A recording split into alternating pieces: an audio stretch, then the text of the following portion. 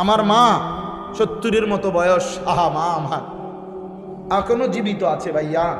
আমি বহু আজে বলছিও, আমার আম্মা আজীবন, আমরা 5 ভাই 3 বোন, 8 জন ভাই বোনকে মা নিজে তাহাজ্জুদ কইরা ফজরের আগে মারে দেখছি সারাটা জীবন। মা এই স্কুলের মাদ্রাসার যে ঘন্টা ফিটে, ওই যে কাঁসার একটা গোল একটা ইয়াসানের যে ঘন্টা ফিটে, এইটা দিয়া ফজরের আগে মা আমাদের ভাই বোন সবার রুমের সামনে গিয়া গিয়া এইটা দিয়ে এমনি এমনি টুং টুং টুং টুং করে ঘন্টা ফিরতো, আরাম করে ফজরের নামাজের জন্য উঠাইতো।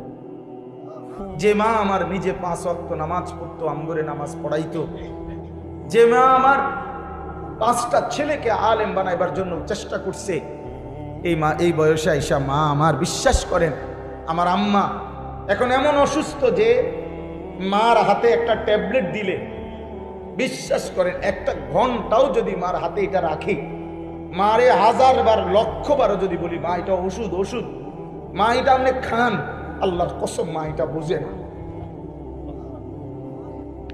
মা বুঝে না বন্ধু। আমি সেই মার সন্তান, যে মারে আমি দেখছি মা আমার কত মেহনত করছে।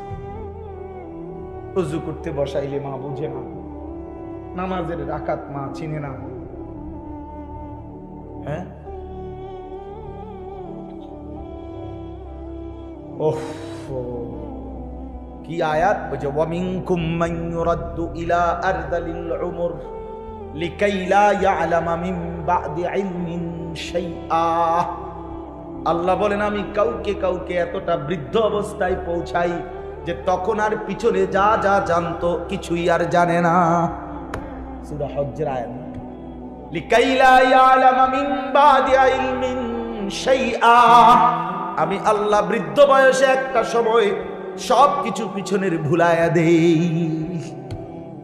মা আমার জগতের আর কিছুই বোঝে না। তো তুমি তো এমন বৃদ্ধ হও নাই, তুমি তো যুবক, শরীর স্বাস্থ্য সামর্থ্যবান, তুমি কেন সেজদা করো না? তুমি তো পাগলও না ছাগলও না,